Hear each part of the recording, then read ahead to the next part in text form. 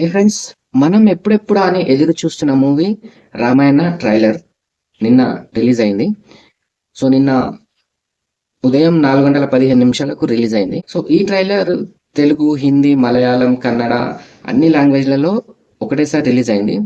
So ఎందుకు అంత పొద్దున రిలీజ్ చేశారంటే బ్రహ్మ ముహూర్తంలో రిలీజ్ చేయాలని అప్పుడు రిలీజ్ చేయడం జరిగింది.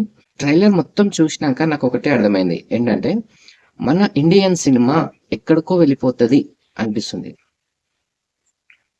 సో ఈ రామాయణ సినిమాని 4,000 కోట్ల బడ్జెట్తో నిర్మిస్తున్నారు. అంటే ఇంతవరకు ఏ సినిమాకు ఇంత బడ్జెట్ పెట్టడం జరగలేదు.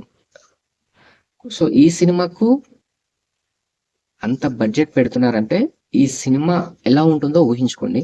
సో ట్రైలర్ ఎలా ఉందంటే స్టార్టింగ్లో రావణాసురుని చూపిస్తారు. రావణాసురుని పాత్రలో యష్ చాలా అద్భుతంగా ఉన్నాడు.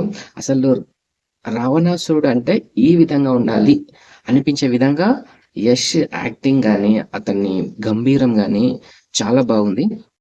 ఆ తర్వాత రాముని చూపిస్తారు.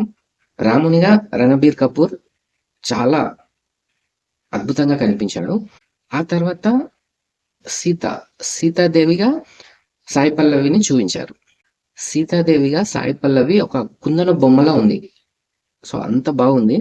సాయి పల్లవికి చాలా బాగా సెట్ అయింది సీతాదేవి పాత్ర. రణబీర్ కపూర్ కి రాముడి పాత్ర అద్భుతంగా సెట్ అయింది. రావణుడి పాత్ర యష్ కు ఇంకా అద్భుతంగా సెట్ అయింది.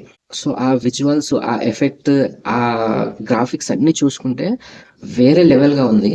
చాలా అద్భుతంగా సృష్టించడం జరిగింది. సో ట్రైలర్ 4 నిమిషాలు ఉంది.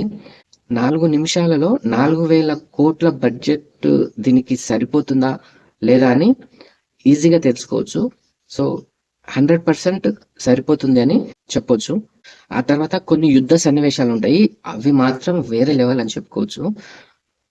అండ్ రావణాసుడు లేపాక్షికి బాణం వేసే పద్ధతి అవన్నీ ఒక గూస్ బంప్స్ తెప్పించే విధంగా ఉన్నాయి.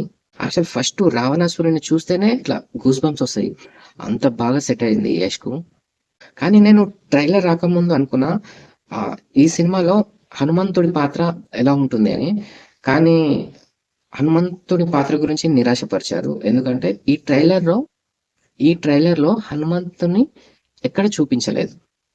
అంటే నాకు తెలిసి పార్ట్ 1లో హనుమంతుని పాత్ర ఉండదు అని అనిపిస్తుంది. అయితే ఈ సినిమా పార్ట్ 1, పార్ట్ 2 2 భాగాలుగా ఉంది కాబట్టి పార్ట్ 2లో హనుమంతుని పాత్ర ఉంటది అనిపిస్తుంది. సో హనుమంతుని చూపించకపోవడం ఒకటే నిరాశపరిచింది. కానీ మిగతాదంతా వేరే లెవెల్లో ట్రైలర్ మాత్రం. సో ఈ సినిమాను దీపావళికి రిలీజ్ చేద్దామని అనుకుంటున్నారు. సో దీపావళికి ఇక బాక్స్ ఆఫీస్ బద్దలు కొట్టడం ఖాయం. సో ఇదే అండి, రామాయణ ట్రైలర్ ఈ విధంగా ఉంది. ఇక బాక్స్ ఆఫీస్ బద్దలే. సో ఇంకో మంచి వీడియోతో మీ ముందుకు వస్తాను. అప్పటి వరకు సెలవు.